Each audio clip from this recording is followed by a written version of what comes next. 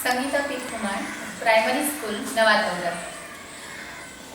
जब मैंने स्कूल में कुछ प्रॉब्लम्स देखी तो ये इनोवेशन किया था।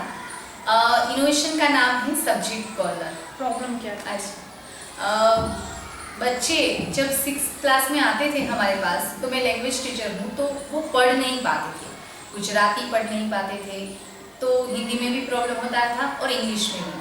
और उसकी वजह से वो एसएस और साइंस और मैथ्स का भी काम नहीं कर सकते थे। तो ये हमारा मेन प्रॉब्लम था कि बच्चे पढ़ नहीं पा रहे, तो वो दूसरे कोई सब्जेक्ट भी नहीं पढ़ पाएंगे।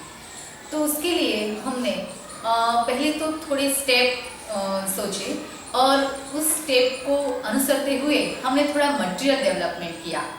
ये सब जो मटेरियल डेवलप किया वो हमने क्लास में, हर क्लास में 6 से 8 के तीनों क्लास में अलग अलग कॉर्नर में रख दिया और उसको नाम दे दिया सब्जेक्ट कॉर्नर।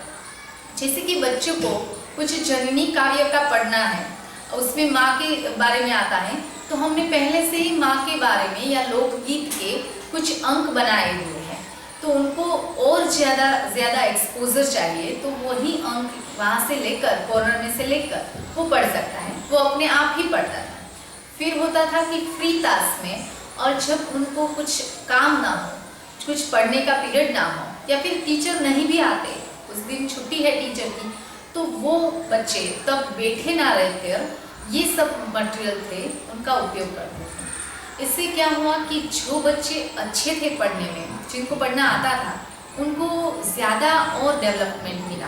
कि जैसे कि उनको एक कविता आती थी तो दूसरी तीसरी उसका एक्सपोजर मिला, और बहुत सारा उन्होंने साहित्य का, इंग्लिश का, गुजराती का, हिंदी का, विज्ञान का सब कुछ पढ़ा। और उनको मटेरियल डेवलप करना भी कुछ तो आ गया कि कई सारे बच्चे थे तो वो हमें हेल्प करते थे कि ये मैं बना लूँगी, ये मैं लिख लूँगी, ये हम कर लेंगे। फिर कई सारे बच्चे उसमें जुड़े, और जो बच्चे पढ़ नहीं पाते थे उनको क्या मिला कि उनके बारे में भी, उनके लिए भी थोड़ा मटेरियल था। तो उनको उन्होंने स्टेप बाय स्टेप पढ़ा। और कई सारे बच्चे ऐसे हैं जो पहले 6th में पढ़ना नहीं जानते, जो अब पढ़ते हैं और 8th के रेगुलर क्लास में रेगुलर कार्य करते हैं।